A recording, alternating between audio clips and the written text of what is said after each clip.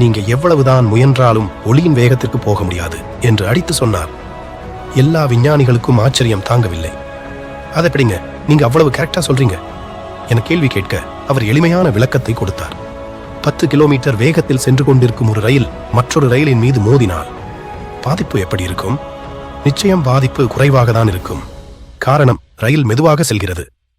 ஆனால் இதே ரயில் 100 கிலோமீட்டர் வேகத்தில் மோதினால் நிச்சயம் பேரழிவு உண்டாகும். இதற்கு காரணம் ரயிலின் வேகம்தான் என்று நீங்கள் நினைக்கலாம். அங்குதான் ஐன்ஸ்டீன் ஒரு ட்விஸ்ட் வைத்தார். இந்த பேரழிவுக்கு காரணம் ரயிலின் எடைதான் என்று அவர் கூறினார்.